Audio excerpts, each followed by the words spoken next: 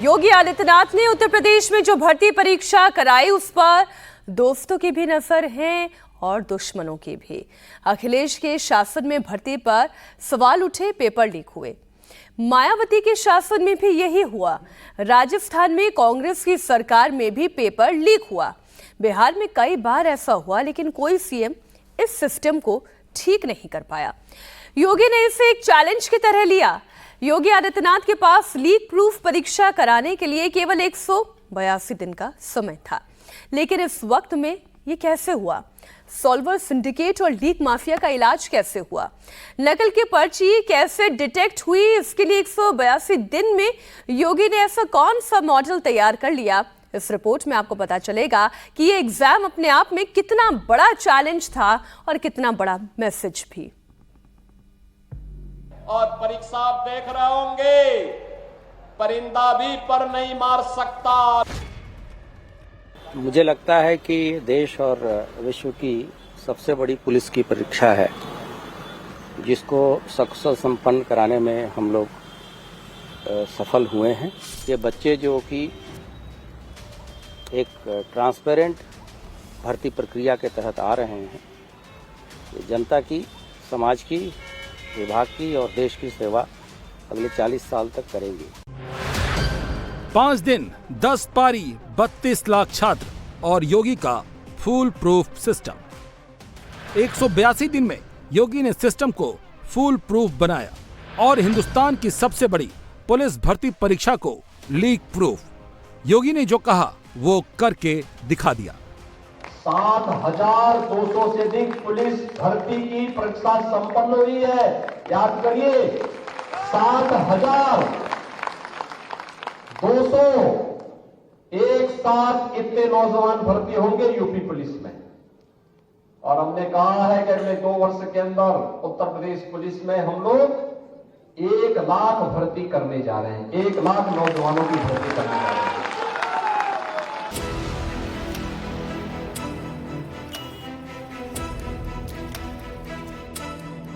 लोकसभा चुनाव के बाद ये यूपी की पहली परीक्षा थी। इम्तिहान छात्रों का ही नहीं बल्कि योगी आदित्यनाथ का भी था, जहां योगी पूरे नंबर से पास हो गए। मेरिट लिस्ट में टॉप पर जगह बनाने में कामयाब हो गए। योगी का ये परीक्षा मॉडल अब हिंदुस्तान में नजीर बनेगा। लॉ एंड ऑर्डर को लेकर जैसे कई राज्यों ने योगी का बुलडोजर मॉडल अपनाया है, उसी पैटर्न पर अब योगी का एग्जाम मॉडल भी राजस्थान, एमपी, हरियाणा जैसे राज्यों में रिपीट होगा। क्योंकि योगी ने जैसी परीक्षा कराई वैसी परीक्षा किसी दूसरे स्टेट के मुख्यमंत्री कभी नहीं करा सके। पुलिस भर्ती परीक्षा की सक्सेस से पूरे देश में योगी ने एक एग्जाम्पल सेट किया है। 6 महीने पहले ही पेपर लीक की वजह से योगी सरकार विपक्ष के निशाने पर थी। इसीलिए यूपी पुलिस कांस्टेबल भर्ती परीक्षा कराना आसान नहीं था। 17 और 18 फरवरी को यूपी में पुलिस भर्ती परीक्षा हुई। पेपर लीक के आरोप के बाद योगी सरकार ने 24 फरवरी को परीक्षा रद्द कर दी। 6 महीने के भीतर पेपर कराने का टफ टास्क था। पेपर लीक के बाद परीक्षा कराने के लिए योगी को 182 दिन मिले और इतने दिन में योगी ने सिस्टम की मशीनरी का हर ढीला पेंच कस दिया। न तो कहीं पेपर लीक हुआ और न ही पेपर माफिया कहीं गड़बड़ी फैला पाया। माननीय मुख्यमंत्री जी ने एक फ्रेमवर्क तैयार किया, जिसमें ब्रॉड गाइडलाइंस बहुत क्लियरली तय हो गई थी। इसमें पिछली बारों के अलग सिर्फ सरकारी स्कूलों में परीक्षाएं आयोजित की गई। इसके बारे में माननीय मुख्यमंत्री जी ने बड़ा स्पष्ट निर्देश दिया। जो इन्विजिलेटर्स लगे, कक्ष निरीक्षक लगे, जो केंद्र व्यवस्थापक लगे, वो सिर्फ सरकारी अधिकारी और कर्मचारी ही थे। एक पाली में अधिकतम 5 लाख लोग रहें, इस बात का भी उन्होंने निर्देश दिया, क्योंकि इससे ज़्यादा संख्या होने पर न केवल जो अभ्यर्थी हैं उनको दिक्कत होती है, बल्कि प्रशासन को भी और पुलिस को भी मैनेज करने में, ट्रांसपोर्टेशन व्यवस्था में शहरों पर बहुत ज़्यादा प्रेशर पड़ जाता है। तो उन्होंने 5 लाख पर शिफ्ट के लिए उन्होंने निर्देशित किया। लार्ज स्केल पर लीक प्रूफ परीक्षा कराना बड़ा चैलेंज था, लेकिन योगी ने नामुमकिन को मुमकिन बना दिया। 60,244 पोस्ट के लिए 48,17,441 कैंडिडेट थे। 67 जिलों में 1174 सेंटर बनाए गए। परीक्षा बड़ी थी तो योगी सरकार ने तैयारी भी बड़ी की। पेपर लीक रोकने के लिए सरकार ने मैन पावर से लेकर एडवांस टेक्नोलॉजी का इस्तेमाल किया। योगी आदित्यनाथ ने ऐसा फुल प्रूफ प्लान बनाया जिसे पेपर लीक माफिया और साल्वर गैंग भेद नहीं पाए। पिछली बार पुलिस भर्ती परीक्षा का पेपर गुजरात से लीक हुआ था। प्रिंटिंग प्रेस से लेकर ट्रांसपोर्ट कॉर्पोरेशन ऑफ इंडिया के कर्मचारी गिरफ्तार हुए थे। इस बार सबसे पहला चैलेंज यही था। इसके लिए पेपर बनाने में, पेपर प्रिंट करने में, प्रिंटिंग प्रेस से पेपर को ट्रेजरी ले जाने में और ट्रेजरी से पेपर को परीक्षा सेंटर तक ले जाने के लिए 4 एजेंसियों की मदद ली गई। स्ट्रांग रूम की सीसीटीवी के जरिए 24 घंटे मॉनिटरिंग की गई। हर सेंटर के लिए एक डेडिकेटेड व्हीकल मुहैया कराया गया और सेक्टर मजिस्ट्रेट के साथ पुलिस कर्मियों की ड्यूटी लगाई गई। योगी सरकार ने इस बार एग्जाम सेंटर के लिए सिर्फ सरकारी स्कूलों को ही चुना। 1174 परीक्षा सेंटर्स के 16,440 कमरों को सीसीटीवी से लैस किया गया और आर्टिफिशियल इंटेलिजेंस के जरिए इनकी निगरानी की गई। इसकी लाइव फीड केंद्र के कंट्रोल रूम, जिले के कंट्रोल रूम और भर्ती बोर्ड मुख्यालय के कंट्रोल रूम में पहुंचता रहा। इसके अलावा सभी केंद्रों पर इलेक्ट्रॉनिक डिवाइसेज जैसे मोबाइल, ब्लूटूथ को नाकाम करने के लिए जैमर लगाया गया। इस परीक्षा में न केवल जिसको कहते हैं कि मैक्सिमम इंफॉर्मेशन सिक्योरिटी, न केवल मैक्सिमम इंफॉर्मेशन सिक्योरिटी रखी गई, बल्कि टेक्नोलॉजी का भरपूर प्रयोग किया गया। इस परीक्षा में 67 जिलों में 1174 केंद्र थे और इन 1174 केंद्र में 16,400 कमरे थे। इन सभी 67 जिलों के जो स्ट्रांग रूम्स थे वहां पर, जो 1174 केंद्र थे वहां पर और जो 16,400 कमरे थे वहां पर, प्रत्येक जगह पर हमारा आर्टिफिशियल इंटेलिजेंस से सुसज्जित सीसीटीवी कैमरे लगे हुए थे, जिनमें विभिन्न प्रकार के अलर्ट्स, जिनको हमने प्रोग्राम किया था, जो हमारी रिक्वायरमेंट थी, विभिन्न प्रकार के अलर्ट्स लगातार हमारी टीमों को मिल रहे थे। और यहीं पर हमारे कंट्रोल रूम से, भर्ती बोर्ड के कंट्रोल रूम से हम लगातार प्रत्येक केंद्र के संपर्क में थे।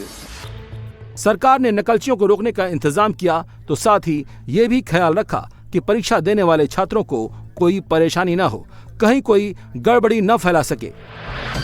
इसके लिए 2,300 मजिस्ट्रेट और 1,97,859 पुलिस कर्मियों को तैनात किया गया। इसमें पीएससी की 25 कंपनियां और केंद्रीय सशस्त्र पुलिस बल की 8 कंपनियां शामिल थीं।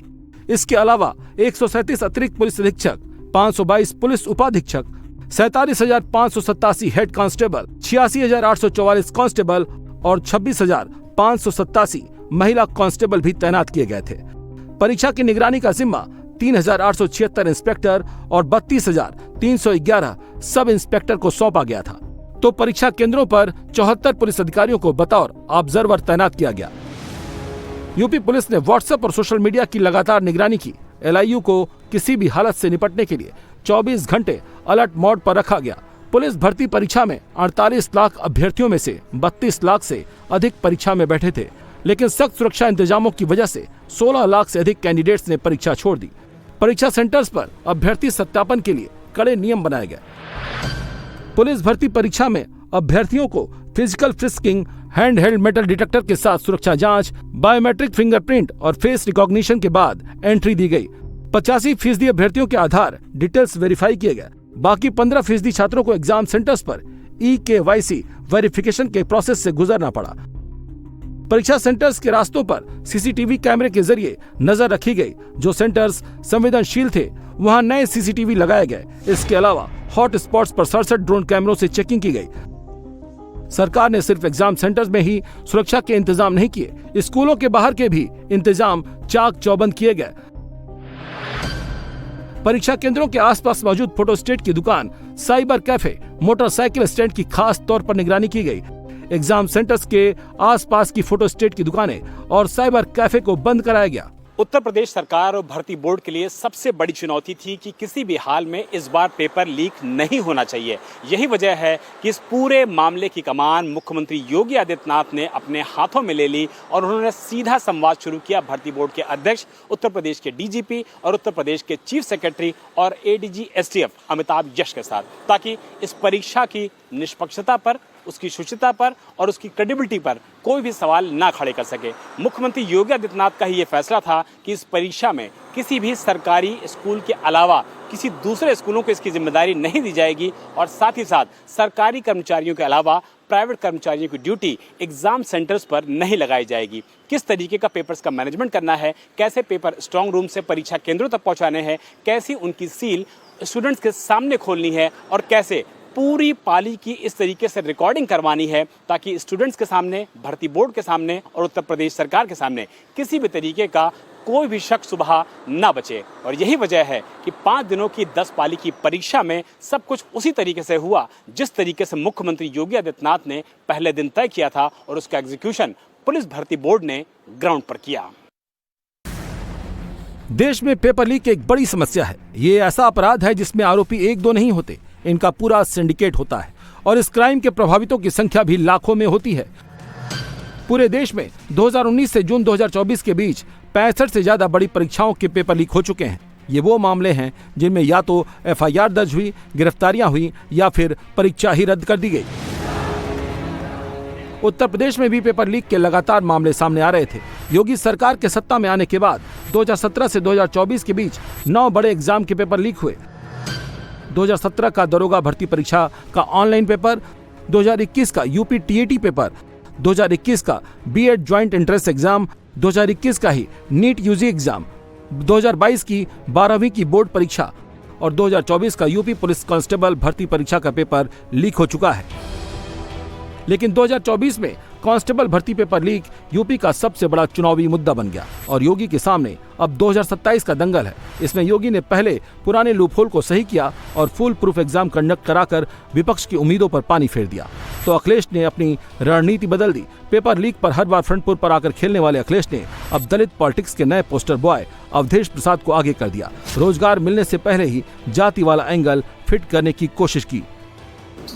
नतीजा आने दीजिए, नतीजा कितना फेयर होता है और नतीजे में किस तरह से सबको OBC हैं, शेड्यूल कास्ट के लोग हैं, आरक्षण का है, ये सारे मुद्दे का पता चलेगा कि सरकार कितना पास है, कितना फेल है और सरकार की मानसिकता क्या है, विचारधारा क्या है पिछड़े के लिए, दलित के लिए और आरक्षित समाज के लोगों के लिए। तो इसका नतीजा आने दीजिए, तभी हर बातें आ जाएगी।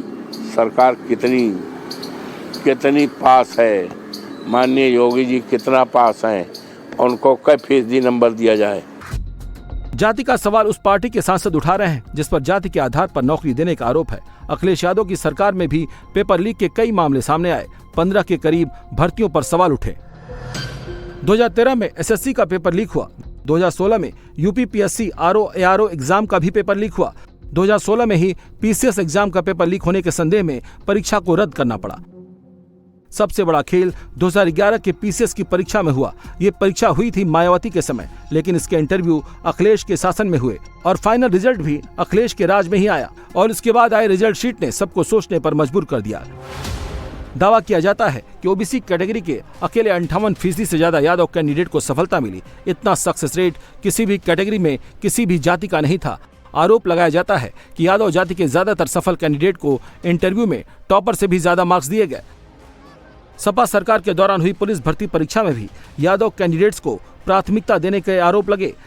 यूपी पुलिस भर्ती परीक्षा कराकर योगी आदित्यनाथ ने नया मॉडल पेश किया है। इस परीक्षा का रिजल्ट 2 से 3 महीने बाद आएगा और उस वक्त योगी के सामने एक और बड़ी चुनौती आने वाली है। रिटन एग्जाम के बाद दूसरा चरण फिजिकल एफिशिएंसी टेस्ट यानी PET और तीसरा चरण फिजिकल मेजरमेंट टेस्ट यानी PMT का है। दूसरे फेज में फिजिकल टेस्ट होगा जिसमें लिखित परीक्षा में पास पुरुष अभ्यर्थियों को 25 मिनट में 4.8 किलोमीटर जबकि महिलाओं को 14 मिनट में 2.4 किलोमीटर की रनिंग पूरी करनी होगी। ये चरण कैंडिडेट के साथ योगी सरकार के लिए भी एक चैलेंज होगा। वो झारखंड के एग्जाम्पल से समझिए। झारखंड के पलामू में एक्साइज डिपार्टमेंट में सिपाही पद के लिए परीक्षा चल रही है। मेदिनीनगर में हो रही रेस में हिस्सा ले रहे 6 अभ्यर्थियों की मौत हो गई है जबकि 3 की हालत गंभीर बनी हुई है। पिछले 24 घंटे में रेस के दौरान बेहोश होने वाले कैंडिडेट्स की संख्या 100 के पार पहुंच गई है। सभी अभ्यर्थियों की मौत सांस फूलने की वजह से हुई है। दरअसल पहले 1600 मीटर की दौड़ होती थी, लेकिन कंपटीशन बढ़ने की वजह से अब इसे बढ़ाकर 10 किलोमीटर कर दिया गया है। इसके अलावा फिजिकल टेस्ट के दौरान इन हादसों की वजह मौसम को भी माना जा रहा है।